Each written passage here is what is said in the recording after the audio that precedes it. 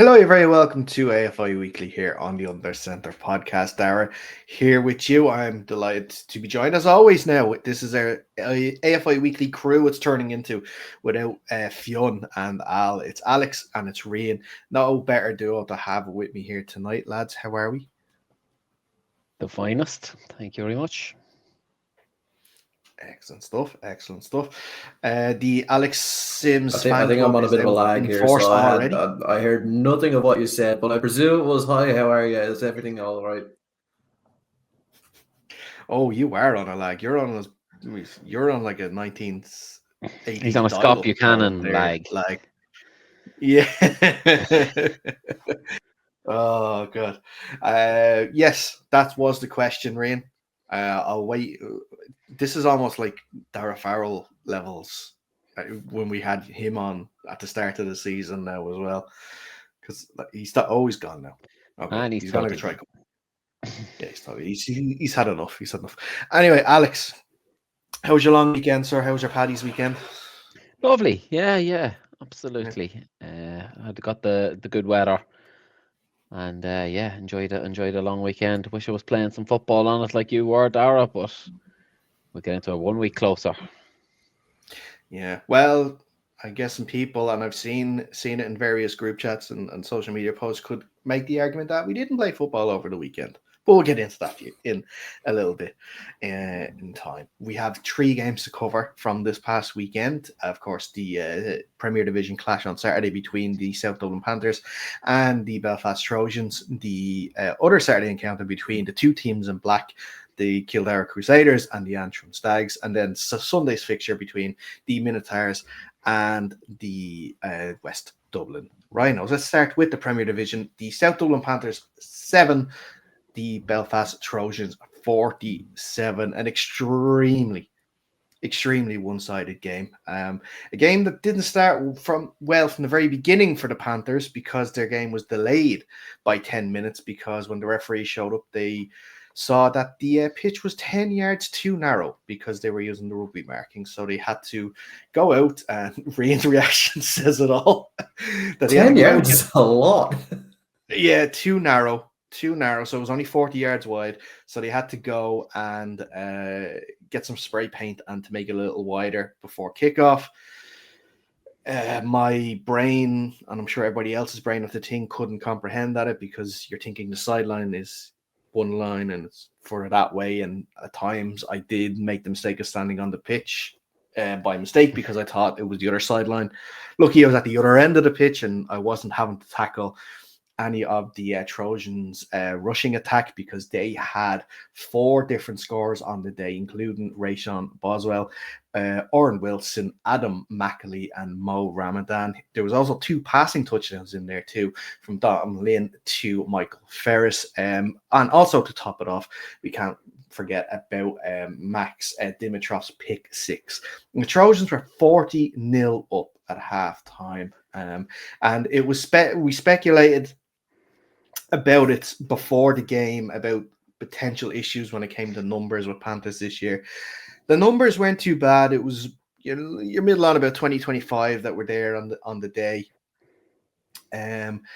Unfortunately, it was quite a quiet sideline. There wasn't a lot going on there.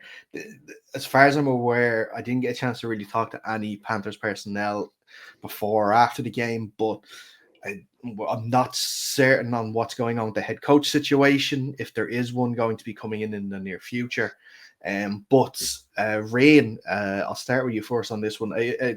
We'll get to the positive sides of the Trojans and their stuff first, but on the Panther side, a very tough start to this season for them. I don't think Rian's there, Daragh. He's been frozen like that for the last 2 minutes. He's gone. Okay. All right. I suppose I'll take it up. Alex, I'm just going to let you go on, man. Yeah, you go ahead there, pal. 100%. So, I mean, the Trojans really put down a marker for where they want to be this season with the way they came out. But yeah, the Panthers, look, we kind of knew they were going to be down some bodies. Fionn kind of sent us a laundry list of guys that were going to be out. The likes of Maddie, Finn Kearns not being there, Sean Goldrick, along with a couple of key other players. So it was always going to be a tough one going against the Trojans. You kind of when you've got that kind of change in the squad, you're probably looking to start it off with an easier game than the Trojans, who have sort of the Trojans. Like, they were impressive. I don't want to say they weren't impressive, but they've sort of flattered to deceive in recent years. They always look great on the social medias. It all looks good, and then on the pitch, maybe they just haven't been at the heights. Not to say that they've been poor or anything, just they haven't hit the heights of, say, UCD and the Rebels have set in recent years. So I think this season they're really out to prove that they've built this now for the last 3 years since we all came back after the break for COVID, that they're really wanting to put down a marker and go further this year than they've been able to go since the UCD Rebels duopoly has sort of been established. So it's great to see them performing really well and clicking early. They've got some good talent on their team there. We knew they had from last year. As we said, Dom has another year under his belt there at QB. They've got this new running back, Rayshawn Boswell, who seems to be pretty electric based on the tape I've seen of him. And I mean, for the Panthers, where do you go really? That's a tough outing. Obviously, they were 40-0 down in the first half, so already you could say they've picked up a bit of momentum, improving in that second half. It was a 7-7 tie in the second half, so they can always take that with them. But yeah, as you mentioned there, with the sort of lack of real coaching that was going on the sideline, you sort of worry about who's there to pick them up after this, and to sort of lead the charge. Let's go again.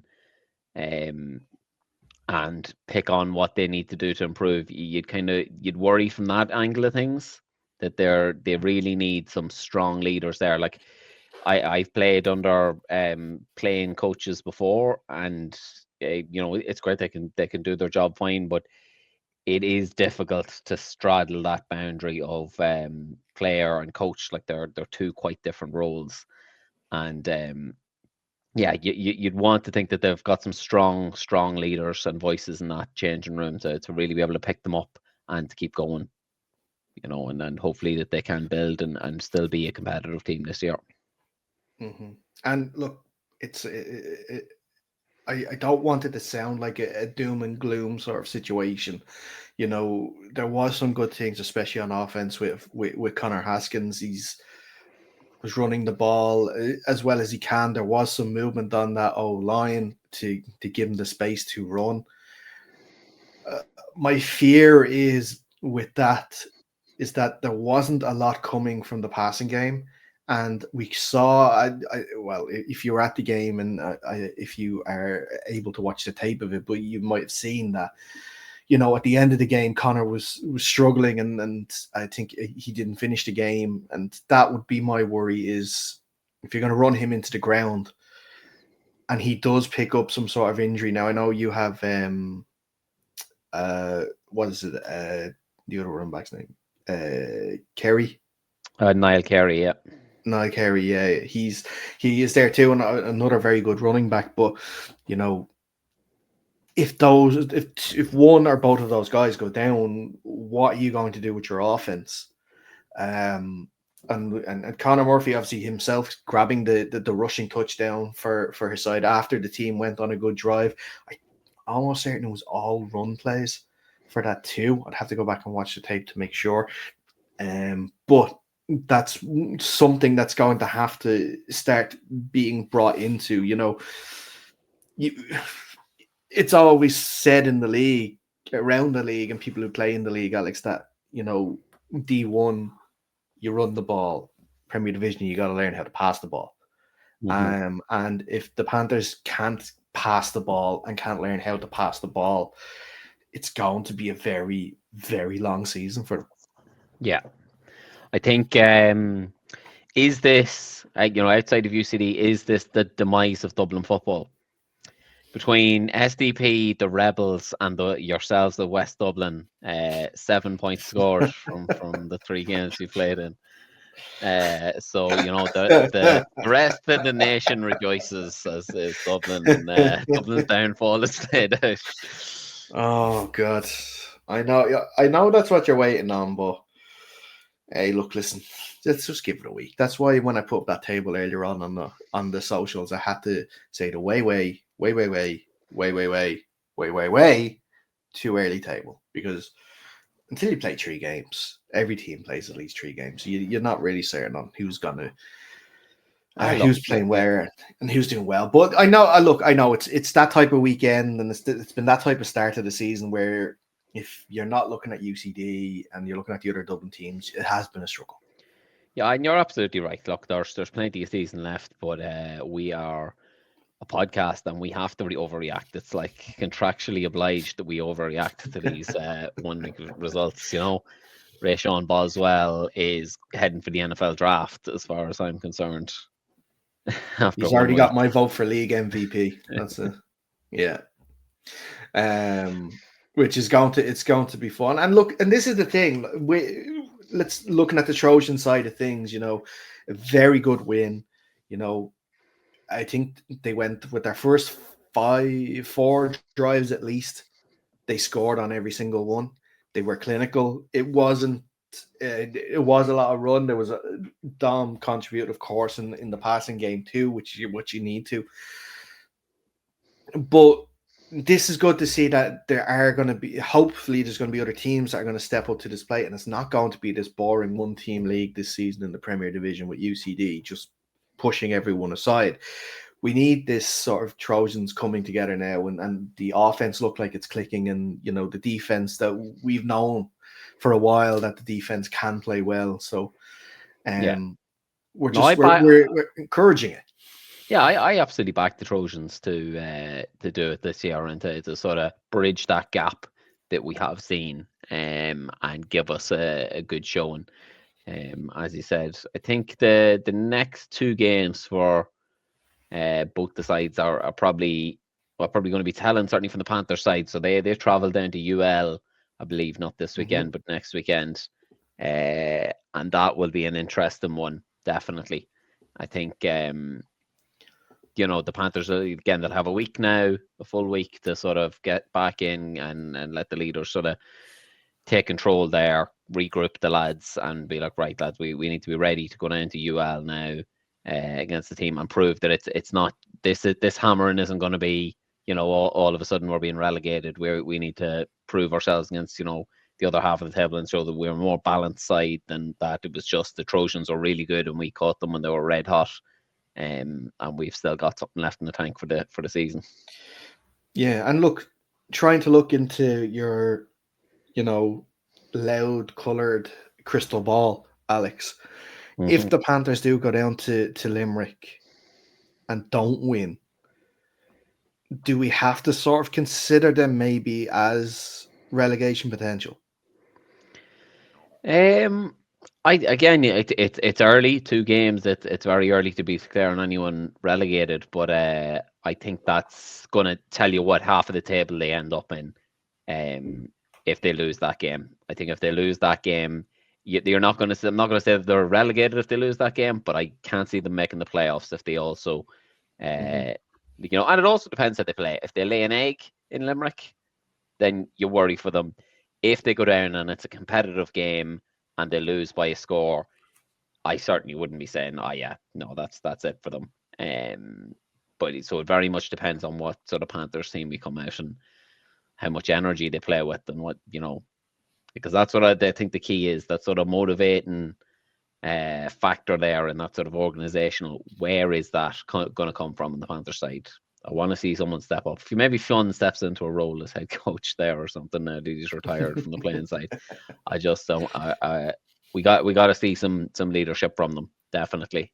But look, they're still a good team. They've still got some bones of some guys there who, they still have some guys there who played in a Shamrock Bowl, the last one before COVID, was 2019. So, I got to believe that there's still some quality in there to shine. So definitely not writing them off yet.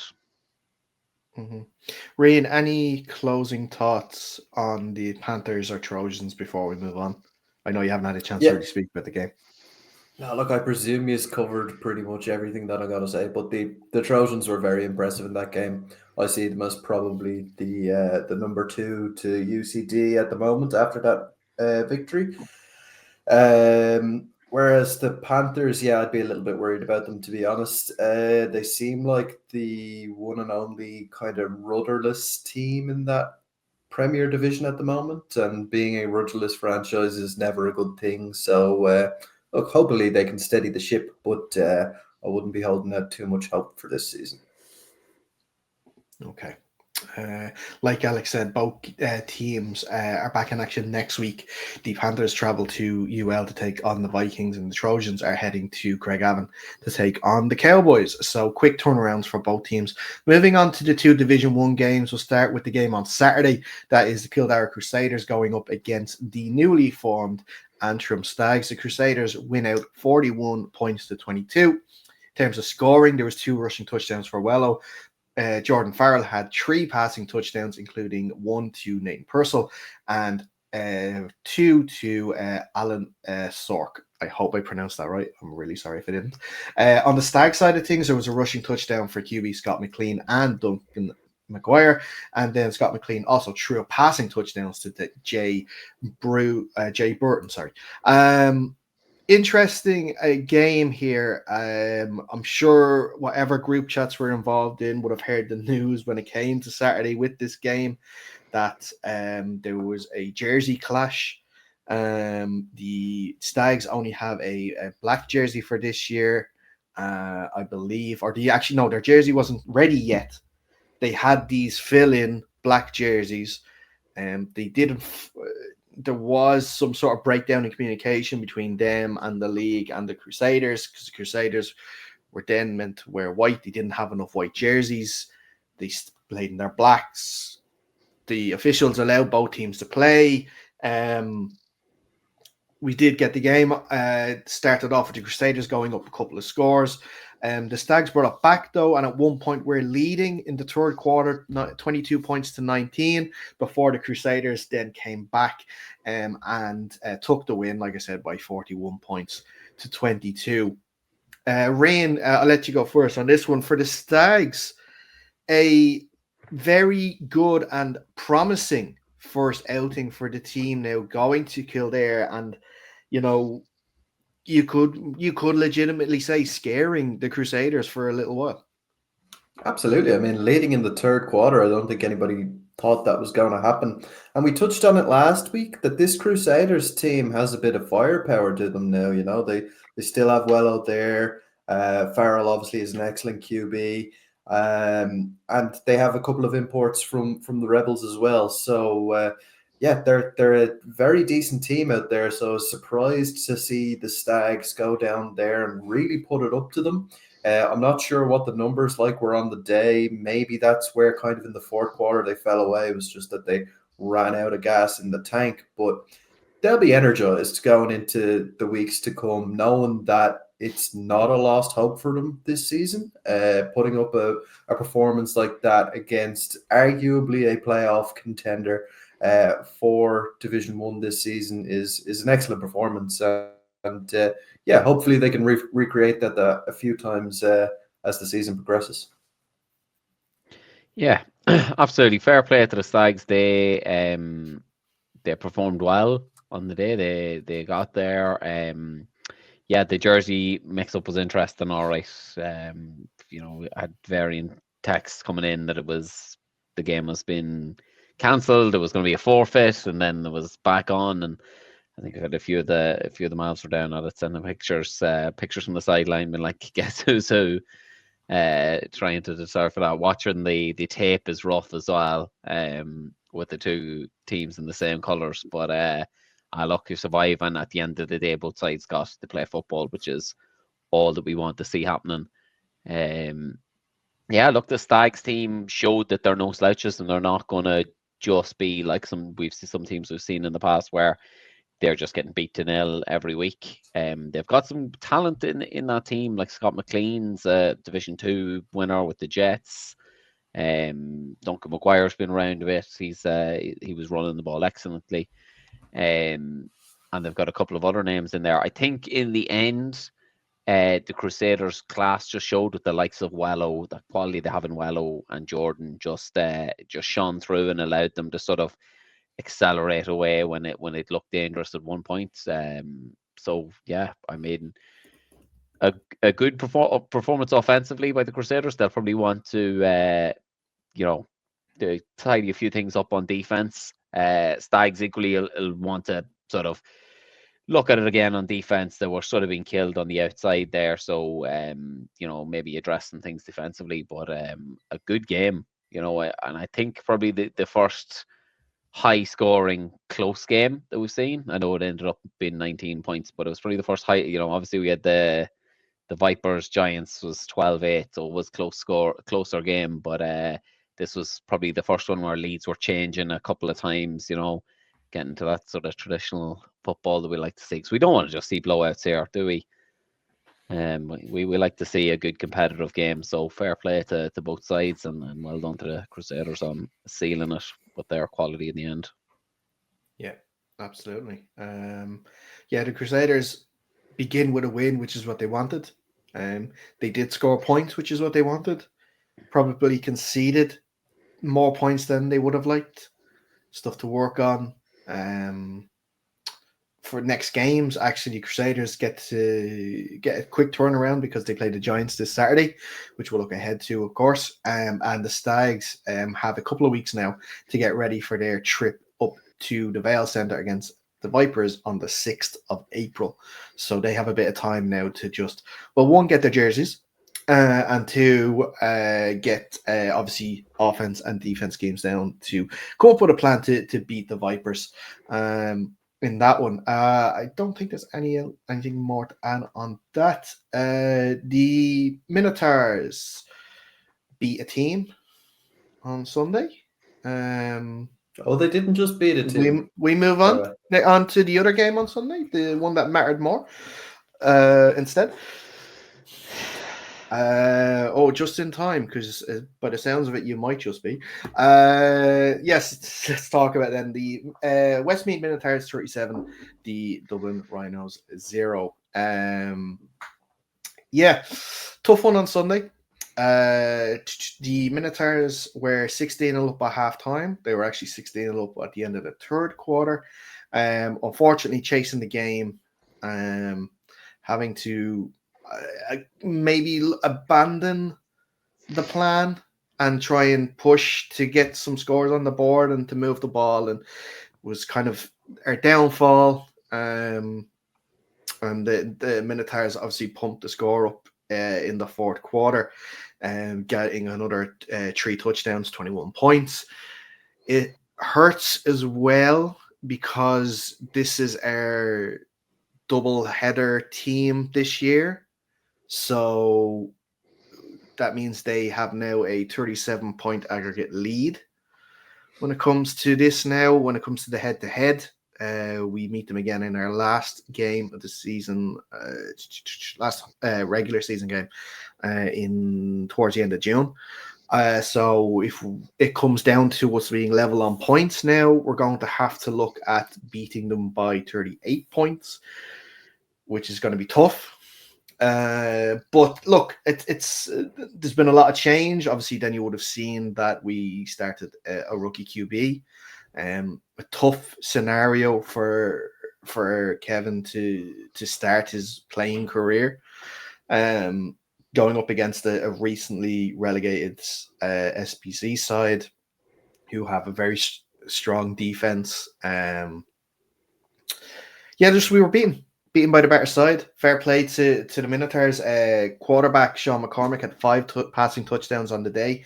3 to Domas Vise. I hope I'm pronouncing that name correctly. I'm very sorry if I didn't. Who is a rookie, who's his first game as well. He scored a hat-trick of touchdowns. Rafa Montero and Cottle Dunn were the other 2 scorers as well. Look, hands up. We got beat. can't really say any more than that. We have to feel sorry for yourself for about 5 minutes and then move on and look ahead to the next game. But yeah, lads, I'll open it to Alex first on this one. I don't know if you had a chance to watch the tape available that's been up there in quick cuts, but your thoughts on the game. Yeah, And absolutely. be kind, please, because I have your kick button hovering. No. Congrats to the Minotaurs. A good win there. I did watch the highlights today. It is difficult to, like, when you've got a new offensive scheme that you're trying to install with a rookie quarterback. Like, that's going to have its sort of drawbacks. But I'm just concerned. I'm concerned about the Rhinos, Daragh, and it's really one man. You've got a new guy in there, sort of, holding the clipboard, so to speak. This Sean McVay fella, like, I'm going to go a bit aim and dumpy here. Like, he's a cod, Daragh. He's a cod. Like, what, he plays a couple of seasons at UCD, wins one Shamrock Bowl, like, plays behind an incredible offensive line. He's a running back, and he wins a Shamrock Bowl, then goes off on his jollies to Switzerland. Can't even win a Swiss Bowl over there. Comes back, has an unfortunate knee injury, and now he's sort of selling himself as this, football consultant and coming in to help, the poor old West Dublin Rhinos. West Dublin Rhinos were doing fine before Sean McVay got there. Let's just say, I mean, they lost the Harp Bowl, beat the Mavs, lost the Harp Bowl last year, had a great season.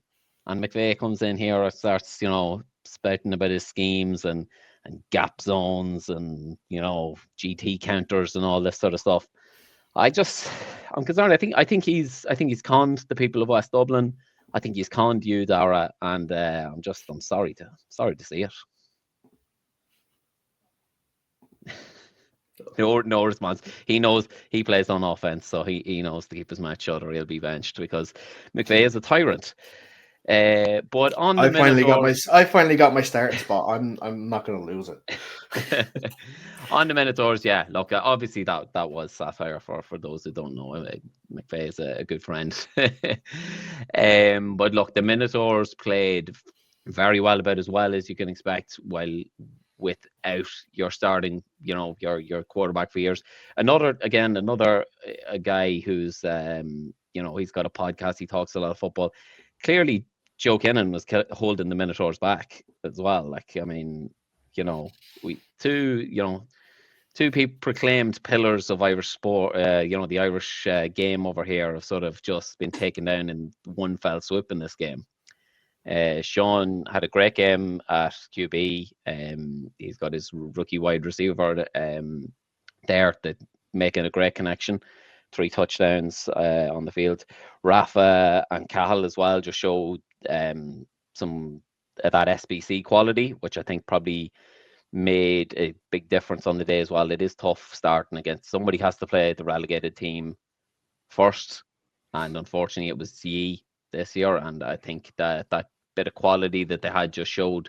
But it is still impressive from the Minotaurs to put up that kind of a day on defense and on offense. They weren't without their I suppose it wasn't a perfect day. There was a couple of picks, a couple of exchange fumbles as well, I think, on the day, a couple of fumbles in the backfield there. So they've got plenty to work on and clean up, but they'll be more than happy with their day out on Sunday. And for yourselves at West Dublin, yeah, I know you've got this meeting now that you potentially have to pop off for. I assume it's Sean's either firing or hopefully public execution would maybe be more appropriate. But yeah, look, yes, yeah, you guys know what you have to do. You've got some guys there who've been around the game for a long time, unlike Sean. So you guys, you have the heads there, and you have the leaders there to not let this go longer than this weekend. You'll just regroup, rebuild, and be ready for the next game that you're playing. Is your next game against us actually, or Vipers next week? Vipers next week, and then you've us in April. Very good. Yeah. So yeah, good win for the Minotaurs. Put down the stamp. They want to get straight back up to that SBC clearly, and they've laid down a marker for it. Rain? Yeah, I mean, what stood out to me most about the game was, now obviously I am not involved in an AFI club this year, which means I don't have access to the quick cuts. But what stood out to me was the 5 passing touchdowns. I mean, I went and saw a couple of Minotaurs games last season, and the word of the day every time I was there was ground and pound. They just ran the rock, and they did so very well. So I was surprised to see 5 passing touchdowns on the board from a team that traditionally ran the ball quite well. So that's obviously tough as well for the Rhinos to kind of game plan for. You're probably coming in thinking that you're going to have to stack the box against a really tough offensive line and a really tough running back. And then they come out and throw the ball all over the yard. So it's difficult to react to that kind of situation. And as well, I have a lot of sympathy for the quarterback there, as you said yourself, Daragh, rookie coming into a game of this kind of magnitude on your first one. It's very tough. The first game of my career as a starter, so I obviously started at the back end of my first season, but my second season, first game in, I had 4 picks and a fumble in that game. So it's very, very tough when you're coming in as kind of the incumbent. Tough to get your head straight, but I'm sure it'll be better for the next game. He's got that one out of the way. So yeah, it's an opportunity for the Rhinos to grow from here. Yeah, that's a very good point there about the running game, Rian. And as Daragh just mentioned in the previous game, SBC is usually passing league, whereas Division 1's a running league. So the change up there, yeah, it might have caught you on the hop. Yeah. Well, look, they use their strengths. Sean, their quarterback came from flag. He did play kid before that, but he had been playing mostly flag recently. So, you could see watching back in the routes that there was some flag routes in there, short crossers and everything like that, and quick outs and stuff to make him as comfortable as possible. And probably us as an offense didn't do a good enough job to get our quarterback as comfortable as possible, and that's on us, and that's what we have to make sure we fix ahead of the next game, like I said, against the Vipers on Saturday week. But look, listen, these games happen. It's about how you answer back, and I expect us to answer back well. And I look, it's going to be a tough game as well now on the Vipers, because the Vipers have their tails up because they just beat the Giants a few weeks ago, and they're going to think that we're going to go up there and they're going to give us a hammer and we're going to be 0-2 back down to Dublin with our tail between our legs, thinking, what are we going to do? So it's such a, for this early of the season, such a fascinating game with so much potentially on the line. It's going to be quite a game, and one that we're going to have to be ready for. And I have no doubts that we will be after I do this public shaming with Sean in this chat, which I'm going to jump onto now in a few minutes. But lads, look, listen, that's what I said. I will jump off at this point. The 2 lads here are going to continue on. They're going to look ahead to the weekend's games. We have 4 to look ahead to. 2 in the Premier Division, 2 in Division 1. Before I let you go, this show and every show this AFI season is going to be brought to you by Rain Rocks Web Design. They are the guys behind the new UCP.ie website. They are the guys that designed that site to absolute perfection. We have the matches, the standings, the results. It's all there for you. It has all of our previous podcasts there too for you to catch up on. So make sure you head over to ucp.ie for the latest tables, fixtures, results, all you need. But that's it for me on this one. And I will leave you in the very capable hands of Alex and Rian for the rest of this. All right. Thanks, Daragh. Do you want to take the lead? Sure. I don't mind, Rian, but let's not dither on it anyway. And we'll kick into looking ahead at the Premier Division games. I have Dara's agenda here in front of me. So on Saturday we've got Knights v Admirals. So I think that's a replay of last year's plate final, wasn't it? The Knights and Admirals. Admirals won that one, I believe. There's going to be an interesting one in the playoff race. you would like to think that both of these teams would definitely have their sights set on the playoffs. And the Knights have already started. They're 0-1, but they're one defeat being against UCD, which you'd sort of expect to catch most teams. So, what are your thoughts on this one, Ryan? Yeah, I think home field advantage, as it usually is in these sort of games, is going to play a big part. I think it's up in Belfast, right? This game? I believe so, yeah. Right. So that's going to give a huge advantage to the Knights. It is a long trip up there. I wouldn't be surprised if they were spending the night in Belfast prior to this one, because it's the length of the country, realistically. The one thing that I will say for this one is I give the Knights another little bit of an advantage there, insofar as they have played a game, so they've cut their teeth a little bit in this competition. They know where they need to improve. They know where their strengths lie. Whereas the ads, they're coming in as a little bit of an unknown. So look, the ads have got plenty of firepower there, but we're yet to see anything from them so far. So yeah, they have, I think, traditionally kind of been slow starters at the beginning of the season. Which is another worry for me. But it's a fascinating game, and I think it's one that both teams will be looking at as an opportunity to get off the board and kind of really lay out their stall in terms of their playoff hopes for the year. Yeah, absolutely. I think another key factor will be how the Knights have recovered from their injuries against UCD, because we did see a couple of their guys going down. Marty Caskey, Liam Moores, and I think did Zach McDowell go down injured as well, Leighton? I can't remember on that one, but they did have a couple of injuries coming out of the UCD game. So hopefully all those guys are back on the field, because if they're at full strength, I think they're a great team, like a really good potential for this year.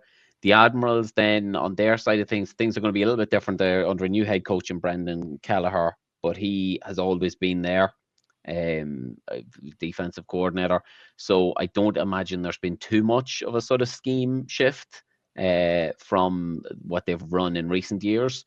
But it still is an adjustment, and we have kind of seen teams under new coaching. It generally takes a while to click. We've seen that, and we've said that before. It can take a few games before it clicks. So with that factored in, and with the travel, I think I'm going to be in agreement with you that I think the Knights are probably going to pinch this one.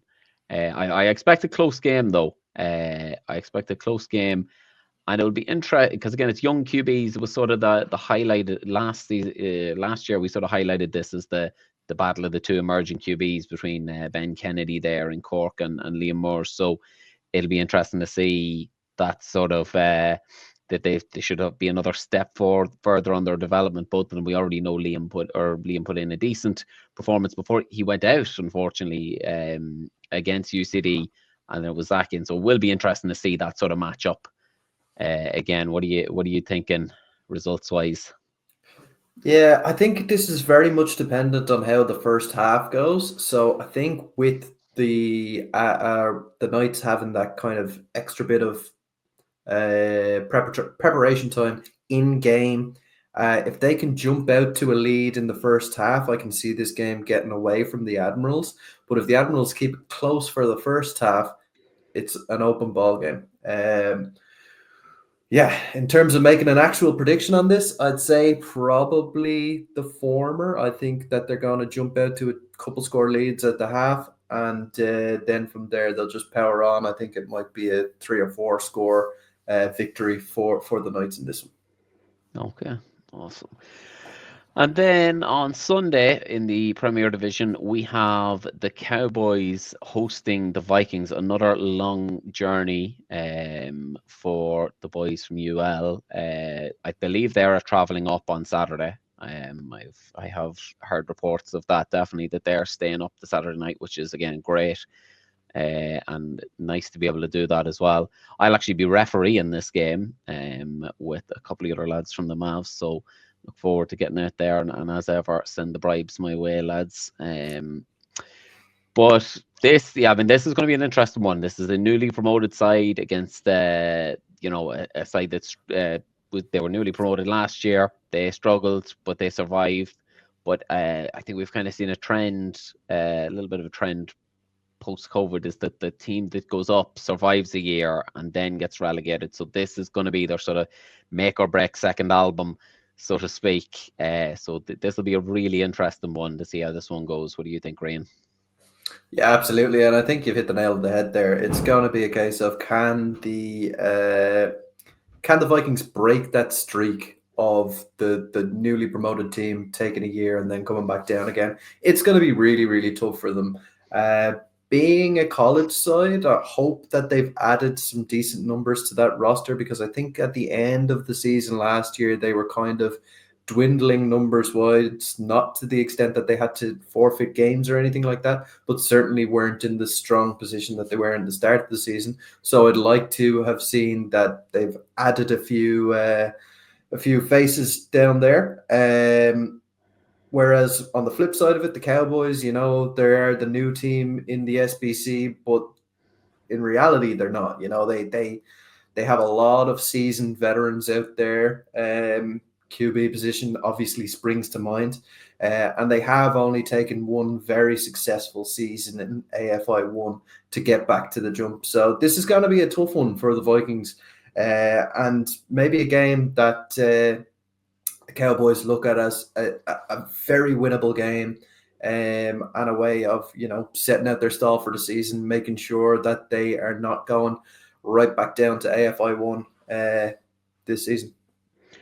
Yeah, absolutely. That point on recruitment will be interesting to see how the Vikings do get on, because we know they have lost some numbers. Obviously, I think that is the trouble with college, especially when you're not the likes of UCD, when people tend to stick in Dublin, that they have lost some guys that have moved away from the area down in Limerick as they've finished at college.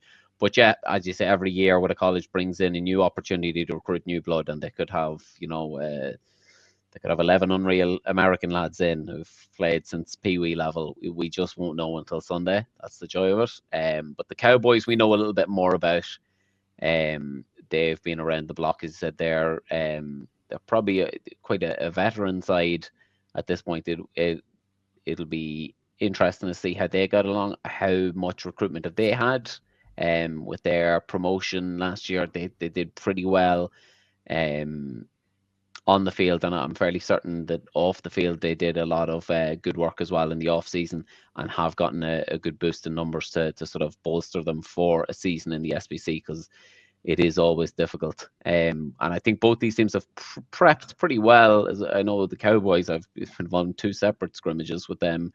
From a Mavs point, the Vikings, I think, were scrimmaging with the Eagles, and then they would have had the intervarsities even before Christmas with UCD. So I think these teams will probably be less rusty than one might expect at this point in the season. But yeah, I'm looking forward to a good game, and probably a close one as well. I reckon I'm going to say the Cowboys win this one, but only by a score.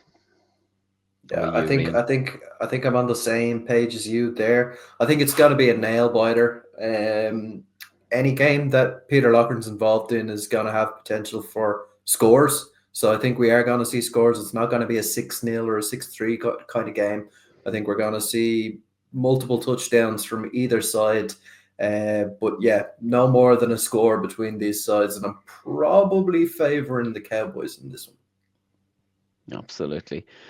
That's the 2 Premier Division games for the weekend. So we'll drop down Division 1 and go back to the Saturday. So on Saturday, it's Crusaders versus Giants. So Crusaders have a back-to-back. They'll be coming off their win against the Stags, and ready to play host to another team from the north. This one coming down 0-1. Tough, lost late to a late score from the Vipers. So they'll still be licking their wounds from that, the Giants. And they'll be eager to sort of set the record straight. They beat the Crusaders in the Shield final last year. Again, I can never remember which one's the Shield and which one's the plate. But They did win that against the Crusaders, so it is a rematch of this one, much like in the Premier Division. But what do you see with this one, Rian? Yeah, what stands out to me in this one is the kind of old adage that there's nothing more dangerous than a wounded dog, and I think the Giants are a bit of a wounded dog in this situation. They wouldn't have been expecting to be coming into this game 0-1. I think they feel like they're much better than the result that they had previously. But yeah, it's one of those ones. I think they do have a lot more talent in their team than the scoreline suggested from a couple of weeks ago. So yeah, if I'm the Crusaders, I'm not taking this game too lightly. The Giants are certainly going to come down and give them a tough game, as they did in the Shield last year. So yeah, I'm looking forward to this one. Yeah, agree. And I think having watched both the film from the Vipers versus the Giants and the Crusaders versus the Stags, I can imagine that the Giants will have just been practicing outside contain on outside runs since the Vipers game lost, because that is really where they sort of lost, in my opinion. They struggled to contain those outside runs, the sweeps to the outside, and that is something that the Crusaders really favour behind the seasoned veteran legs of Wello running there. So that is a matchup I'm very interested to see how the Giants handle that. And on the other side, I think the Crusaders have shown that they're not their defense isn't the tightest defense in the league. So the Giants will be hoping to get more ball moving, score more than one touchdown maybe. And I think that will be another one of their focuses: get the ball rolling more, get a lot of sort of stuff to put them behind the chains. A lot of penalties went against them, against the Vipers, kind of put you in those situations where it's really difficult to get things going. 1st and 20, 2nd and 20, sort of just stuff that really puts you behind it and gets knocks out pretty much half of your playbook on some of those. So they'll be eager to have that discipline, and it's the same thing really with the defense of keeping the outside contained. That's all about discipline. So I think that will have been what's preached up there in Armoy, and they'll be coming down ready to go. I think I'll struggle to call this one. I think this one should be another really close, good match as well. Which is great to see that we've so many, because we've had a lot of blowouts early. I think I'm gonna go for a third home victory again. I'm gonna say the Crusaders win this one as well, but again, I'm seeing only a score in it myself. What say you, Rian? Yeah, the key for me, I think, with the Giants is going to be get the ball going early on the ground. It's where they've excelled in years previously. They've always traditionally been a run-heavy team.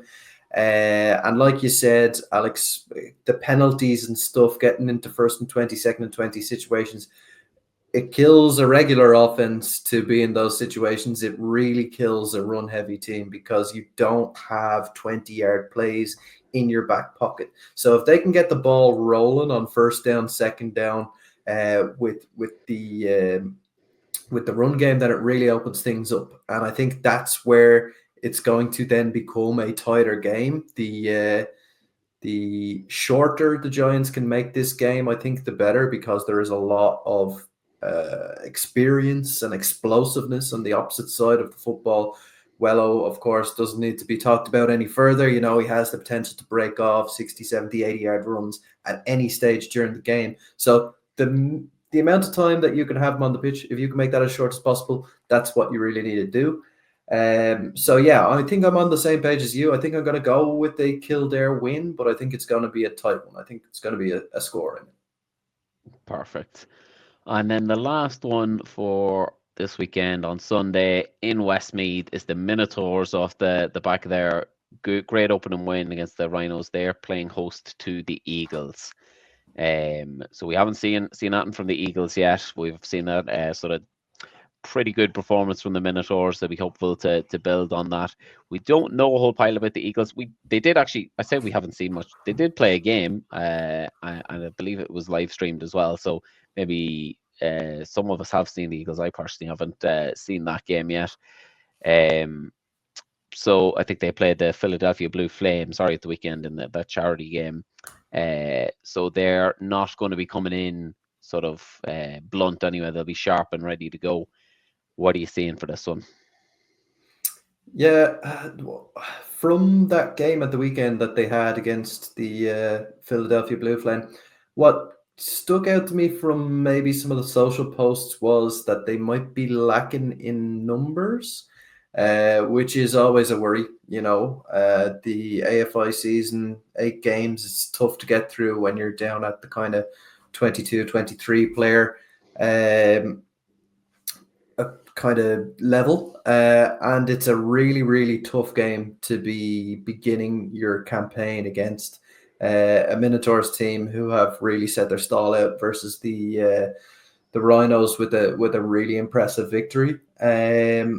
So yeah, I think this is going to be a tough one for the Eagles, to be honest. The Minotaurs will be hoping to just pick up where they left off versus the Rhinos. Obviously, going back-to-back weeks is not necessarily the easiest thing in the world to do, particularly at a D1 level where squad sizes might be a little bit smaller, less opportunity to rotate. But yeah, they'll be looking to kick on and really just lay another marker down to show the rest of the league that they're looking to get right back to the Premier Division as quickly as possible. So in this one, to be honest, I see it as a one-way kind of game. I can see it being pretty close to the scoreline that they got against the Rhinos as well. So something in the 30-40 variety.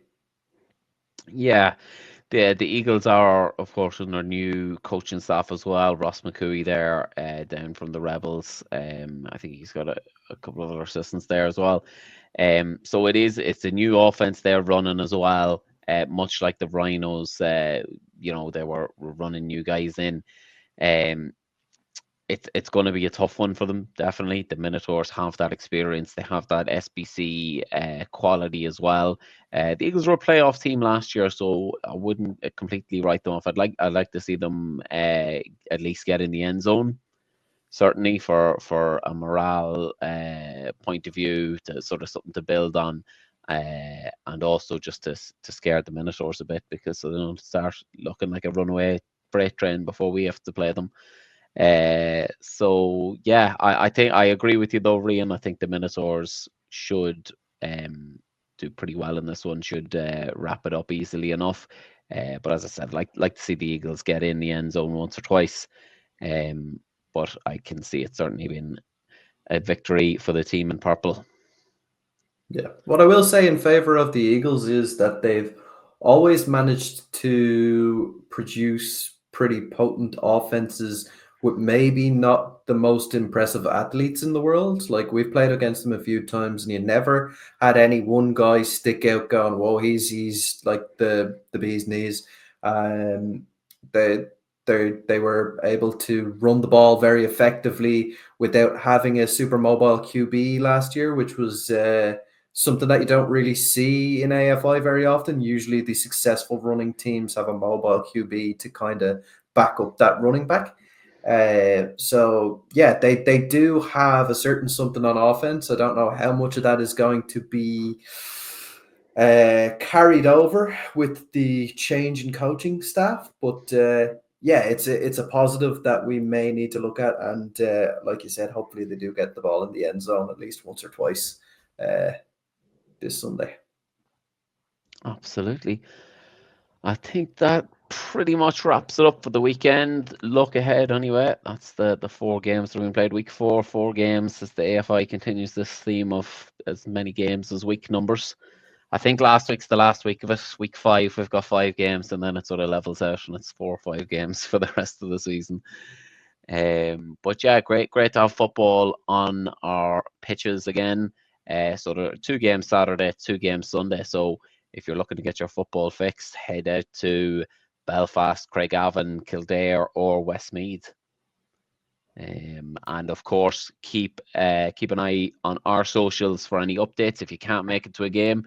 And if you are at a game, we'll probably put out a shout that we might be at. We generally tend to pick up a game or two ourselves, send some guys out. But if you're at a game and you're watching it, send us in some scores via the DMs so we can keep abreast of what's happening and keep everyone else updated. That's always a great help. So cheers to any of the lads who were doing that this weekend. I know Wilson for the Stags was helping us out. He was unable to make the trip down to Kildare, so he was sending us the updates from the team group chat. So we appreciate that as always. Yeah, and any final points from you, Rian? Oh, I think we're good to go. We finished under time because Dara's not around to keep rambling on. Keep rambling on with his questions and his probing questions, trying to set us up for failure every time, Rian, you know. Yeah, that's exactly it. All right, perfect. Thank you very much for joining us this evening, to you and to all of our listeners out there, and we'll see you next week. Peace. I don't know how to end this. I'm only in as a guest, so we may just need to log off. All right, I'm going to leave the studio and hope that the podcast ends. Goodbye, folks.